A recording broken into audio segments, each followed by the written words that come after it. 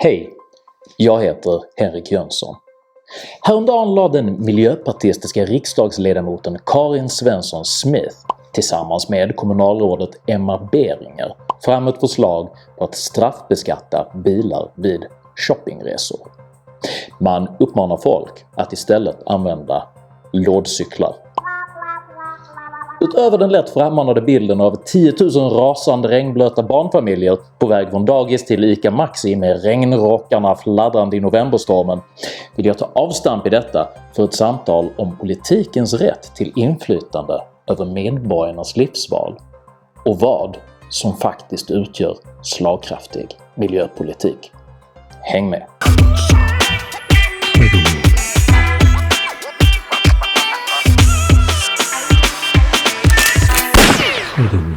Upplysningsförfattaren Jean-Jacques Rousseau förfäktade under 1700-talet en anticivilisatorisk ideologi som har blivit känd under namnet den ädle vilden. Rousseau såg negativt på vetenskap och teknologi, vilka han menade hade separerat människan från sitt naturliga ursprung i naturen. Rousseaus lära anammades även av luditerna, vilka under den industriella revolutionen bekämpade den industrialisering som kom att skapa det moderna samhällets välstånd. Delar av den moderna miljörörelsen är arvtagare till Rousseaus tankegods och företräder en ideologisk konflikt där den moderna civilisationen i olika grad uppfattas utgöra ett övergrepp mot ett förmodat naturligt ursprungstillstånd. Civilisationen blir således fienden. Det förmodade, abstrakta och mytiska naturtillståndet är idealet som människan har förgripit sig på. Excellent work, Buff! Yahoo! Låt mig först och främst etablera att mänsklig produktion, resursutnyttjande och avfallsskapande är processer som i allra högsta grad bör hanteras med långsiktighet och stort ansvar. Moderna tillverknings- och nyttjandeprocesser är också radikalt mycket resurseffektivare än för bara några decennier sedan. Exempelvis en bil från 1970-talet släpper exempelvis ut mer tungmetaller när den är parkerad än vad en modern bil gör medan den kör. Ur hållbarhetsperspektiv domineras miljödebatten därför av två perspektiv. De som vill optimera teknologin för bättre resursutnyttjande och de som vill närma sig naturtillståndet genom att på olika sätt förhindra att resurser utnyttjas alls. I samband med detta är det angeläget att förstå begreppet alternativkostnad. Alternativkostnad är ett ekonomiskt begrepp som beskriver utfallsskillnaden av olika typer av ekonomiska beslut. Man kan till exempel tala om att alternativkostnaden för att stoppa ett par tusen flygturer varje år kostar samhället ett visst antal 100 miljoner kronor i sänkt effektivitet och produktion, men släpper ut lite mindre koldioxid. Alternativkostnaden måste beräknas på vad motsvarande 100-tal miljoner kronor hade kunnat göra för nytta på ett annat ställe, till exempel om de hade investerats i hållbarhetsforskning eller andra typer av miljöförbättrande insatser. Låt mig ge ett konkret exempel. Sverige producerade 2017 159 terawatt, 98% fossilfri elkraft. Om vi ökade elproduktionen med 1% och exporterade det till Polen, som huvudsakligen drivs av kolkraft, skulle Sverige hjälpa Polen att minska sina utsläpp med ungefär 1,3 miljoner ton koldioxid per år. Det motsvarar ett års utsläpp från 600 000 bilar. Resurserna för att göra detta har nu istället gått till exempel elcyklar i Sverige med jämförelsevis obefintlig fördel för miljön. Detta är en stor alternativkostnad. Detta är en fråga om prioriteringar.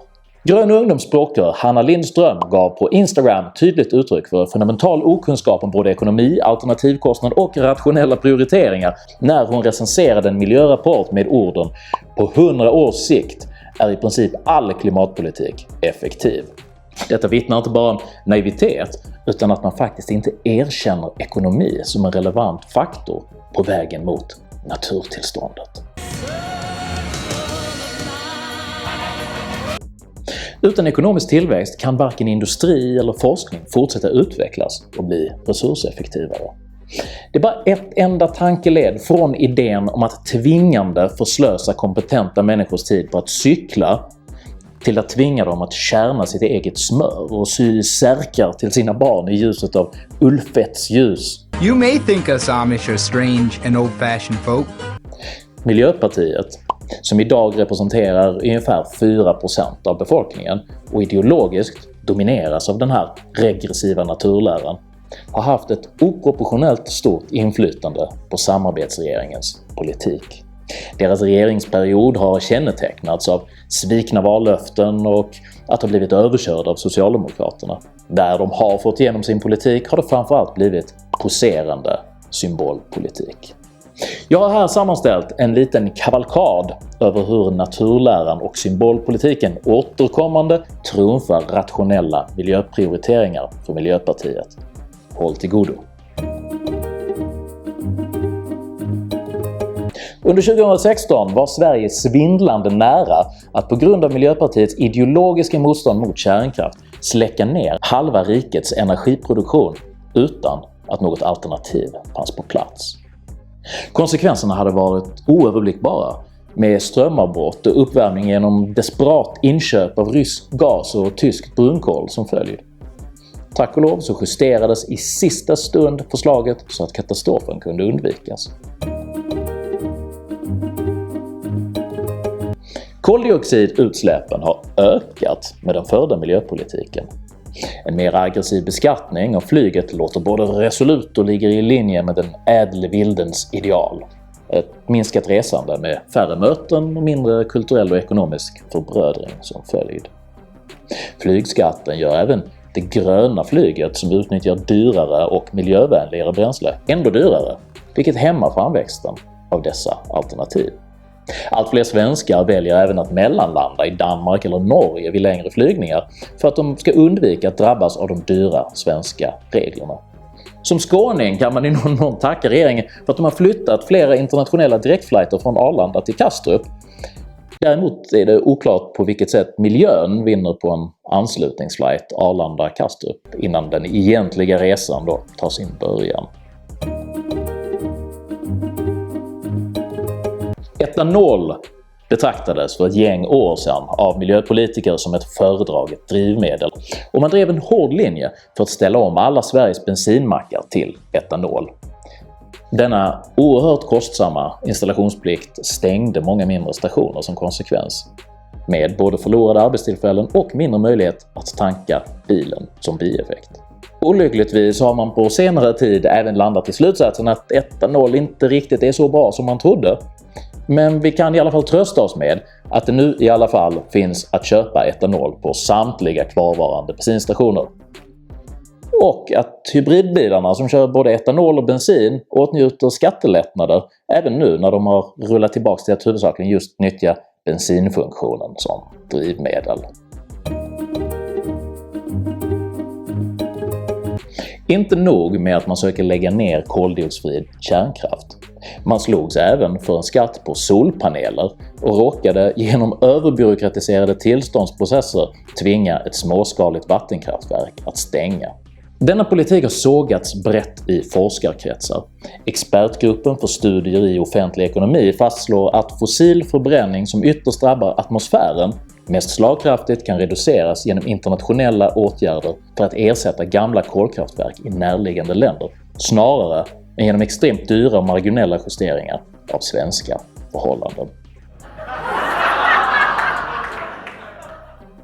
Även det statliga oberoende finanspolitiska rådet riktar allvarlig kritik mot regeringens miljöpolitik och menar att Sverige nu sänker sina ambitioner vad det gäller internationella klimatinvesteringar. Man säger: det är varken samhällsekonomiskt eller klimatmässigt försvarbart att prioritera minskad oljeanvändning i Sverige framför minskad global kolanvändning. Ger allt det här dig ångest? I så fall har du tur, för Miljöpartiet har även plöjt ner hederligt folks skattepengar i klimatångestterapisatsningar, där deltagarna lär sig mentala övningar för att minska oro och klimatångest. Vill man göra sig lustig så skulle man kunna säga att bränna klimatbudget på att dämpa klimatångest är den miljöpolitiska motsvarigheten till att äta sina egna fekalier. Men det hela är bara djupt tragiskt. Det är tragiskt för den produktiva ekonomin som förlorar resurser i form av skatt till dessa självupptagna futiliteter. Det är tragiskt för klimatet som berövas finansiering av förbättringar och optimeringar, men mest är det tragiskt att tankegodset om den ädle vilden ännu drabbar utsatta människor med helt onödiga psykologiska men. Sammanfattningsvis framstår det rimligt att hålla i minnet att den mänskliga förmåga som bäst tjänat mänskligheten är förnuftet.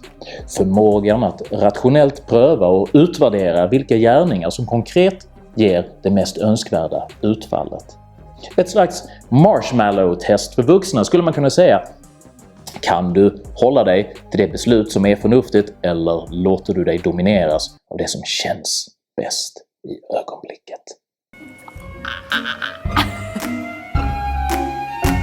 I en liberal marknadsekonomisk demokrati går det alldeles utmärkt att leva som en vilde så länge man köper en bit mark och inte stör sina grannar, oavsett om man gör anspråk på att vara ädel eller inte.